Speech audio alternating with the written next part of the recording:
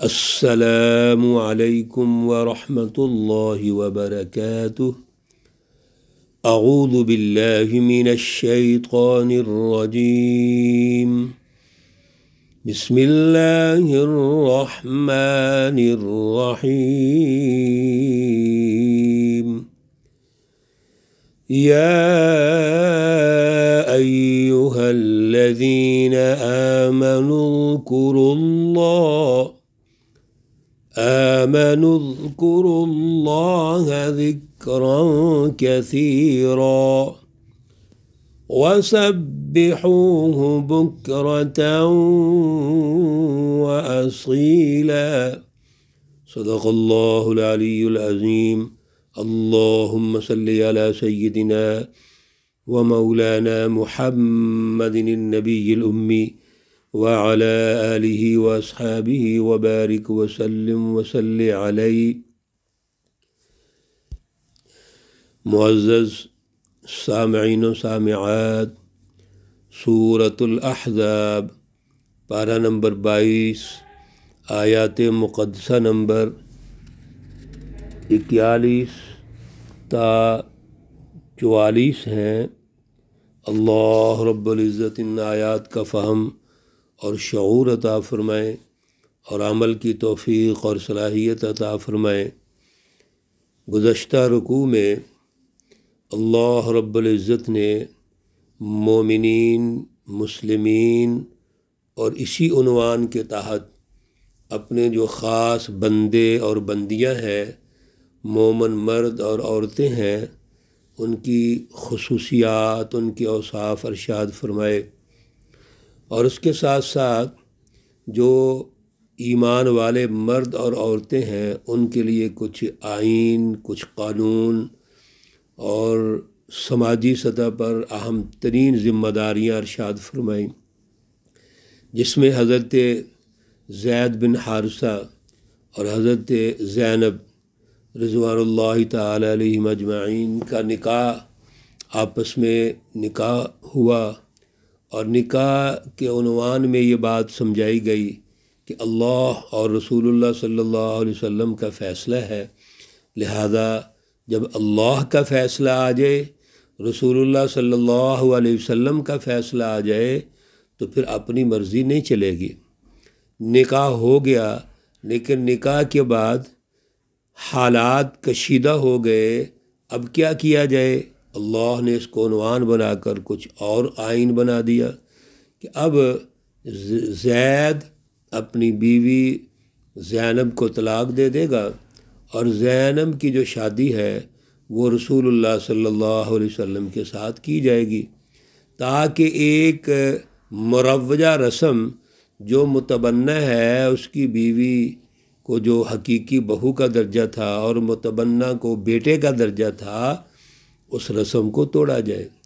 چنانچہ اللہ رب العزت نے اس حکم کے ذریعے سے بہت بڑا جو اس دور کا فتنہ تھا، اور پھر ظاہر ہے اس نے آگے بھی چلنا تھا، دور حاضر میں بھی یہ فتنہ موجود ہے کہ لوگ اگر کسی کو منہ بولا بیٹا کہہ دیتے ہیں تو بعض تو ایسے ہیں جو ولدیت اپنی لکھوا لیتے ہیں، ڈاکومنٹیشن وہ اپنے نام کے ساتھ کرواتے ہیں، جبکہ یہ ناجائز ہے، حرام ہے، اللہ نے اس کی اجازت نہیں دی۔ اور اس عنوان کے تحت اللہ نے پھر آگے جتنے احکامات ارشاد فرمائے، اس میں مقصد یہ ہے کہ اس حکم کو واضح کر دیا جائے۔ چنانچہ زید نے طلاق دی، اور رسول اللہ صلی اللہ علیہ وسلم جو بظاہر تو باپ سمجھے جاتے ہیں، زید کے باپ ہیں، وہ ان کو بیٹا کہتے ہیں، اور اس جاہلانہ رواج کے تحت زید بن محمد کہا جاتا ہے، تو رسول اللہ صلی اللہ علیہ وسلم سے اس نے کسی سے شادی کی، اور یہ بھی بظاہر ایک شرم و حیا والی بات ہے یا اس سطح کی دل کھول کے کرنے والی بات نہیں تھی۔ اللہ نے فرما دیا کہ نبی پر کوئی حرج نہیں ہے، یہ وہ حکم اللہ کا ہے اور ایک آئین اور قانون بنانا چاہتے ہیں۔ اس لیے رسول اللہ صلی اللہ علیہ وسلم، محمد صلی اللہ علیہ وسلم مردوں میں سے کسی کے باپ نہیں ہے، یعنی آپ کی کوئی اولاد ایسی ہے ہی نہیں کہ جو مردوں کی یعنی بلوغت تک پہنچے. بچے اگر ہیں تو وہ بچپن میں فوت ہو گئے. بیٹیاں ہیں جو بڑی ہوتی ہیں، 4 بیٹیاں ہیں، اور آپ خاتم النبیین ہیں. اب ختم نبوت کا جو نص قطعی سے ثبوت ہے وہ اللہ نے یہاں ارشاد فرما دیا. پیچھے چونکہ رکوع کے شروع میں الذاکرین والذاکرات کا ذکر ہوا تھا، اللہ نے آج کی آیات میں مومنوں کو حکم دے دیا کہ وہ اللہ کا ذکر کریں. یا ایہا الذین آمنوا، اے ایمان والو، اذکروا اللہ، اللہ کو یاد کرو، ذکراً کثیرا، بہت زیادہ یاد کرنا. اللہ کو بہت زیادہ یاد کرو. اللہ کو یاد کرنے کا طریقہ کیا ہے؟ اللہ کا ذکر کرو. اور اللہ کا ذکر کیا ہے؟ اپنے دل کو اللہ سے جوڑ لو، اللہ رب العزت کی رضا حاصل کرو، اس کا خوف اپنے دل میں پیدا کرو.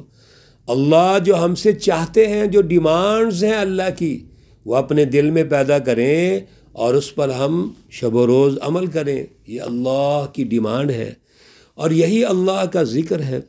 اب ذکر اللہ کے مختلف ہمارے ہاں طرق ہیں، طریقہ ہائے ذکر ہیں، جس کو سلسلہ قادریہ کہتے ہیں، چشتیہ، سہروردیہ، نقش بندیہ. اصل میں وہ اپنا اپنا ان کا ایک تجربہ ہے، ایک طریقہ ہے. مقصد یہ ہے کہ دل کو اللہ سے جوڑنا، دل میں اللہ کی یاد پیدا کرنا، دل میں ہر وقت اللہ رب العزت کے حوالے سے ہمارا یہ جذبہ پیدا ہو کہ ہمارا قدم بھی اٹھے تو اللہ کی رضا کے لیے اٹھے، ہمارے ہاتھ بھی اٹھیں تو اللہ کی رضا کے لیے اٹھے. ہمارا جو سونا ہے، جاگنا ہے، اٹھنا ہے، بیٹھنا ہے، مارکیٹ میں جانا ہے، منڈیوں میں جانا ہے، جاب کرنا ہے، کاروبار کرنا ہے، وہ اللہ کی رضا کے لیے ہونا چاہیے، اللہ کے حکم کے تابع ہونا چاہیے، رسول اللہ صلی اللہ علیہ وسلم کی اطاعت میں ہونا چاہیے. تو یہ ذکر ہے. مومن آدمی کی ساری زندگی ذکر ہوتی ہے، اس کا شب و روز ذکر ہوتے ہیں. اس لیے میرے عزیزو، ہمیں ہمیشہ اللہ رب العزت کی رضا حاصل کرنی ہے. جب اللہ کی رضا ہوگی پھر انسانیت کی خدمت ہوگی، پھر جھوٹ نہیں ہوگا، پھر منافقت نہیں ہوگی، دھوکہ نہیں ہوگا، کسی کاروبار کے اندر یا جاب کے اندر بددیانتی نہیں ہوگی. اور جب ہم اللہ سے دور ہو جائیں گے پھر ہر جگہ ڈنڈی ماریں گے، منافقت کریں گے، دھوکہ دیں گے، دوسروں کو ڈاج کروائیں گے، جھوٹ بولیں گے. اس لیے اللہ کی یاد یہ سب سے بڑا بنیادی، یہ اللہ رب العزت کے ساتھ تعلق کا ذریعہ ہے. اور وہ قلب کو جوڑنا، الا بذکر اللہ تطمئن القلوب، دلوں کا اطمینان اللہ کے ذکر سے ہوتا ہے. وسبحوہ بکرۃ واصیلا، اور اللہ رب العزت کی تسبیح بیان کرو صبح اور شام. مفسرین نے یہاں سے تمام نمازیں مراد لی ہیں. صبح کی فجر کی نماز ہے، اور پھر اولیاء اللہ تو اس سے پہلے اٹھتے ہیں، تہجد کی نماز بھی ہے، اور پھر اسی طرح تمام نمازیں عشاء کی نماز تک، شام کی نمازیں مغرب اور عشاء ہے. نماز سب سے بڑا اللہ کا ذکر ہے. اللہ کے قرب کا سب سے بڑا جو ذریعہ ہے وہ نماز ہے. اس لیے نماز کو کسی حالت میں نہیں چھوڑنا چاہیے. اور پھر مردوں کے لیے نماز بالجماعت ہے کہ وہ جماعت کے ساتھ وہ نماز پڑھیں گے. میرے عزیزو، 5 اوقات میں اذان ہوتی ہے اللہ اکبر. کیا معنی ہے؟ اللہ سب سے بڑا ہے. ہم اس وقت جو بھی کام کر رہے ہیں، یہ ایک منادی ندا دے رہا ہے، آواز لگا رہا ہے، اعلان کر رہا ہے اللہ سب سے بڑا ہے. ہمیں یاد کروا رہا ہے کہ بھائی جو بھی تم کر رہے ہو اللہ نے بلا لیا ہے، سب کچھ چھوڑو اور اللہ کے دربار میں پہنچ جاؤ، اللہ کے سامنے حاضری دو. اب جب اللہ اکبر ہو رہا ہے اور ہم سن رہے ہیں اور توجہ ہی نہیں ہے، تو تو اللہ کے سامنے کیسے عاجزی ہوگی؟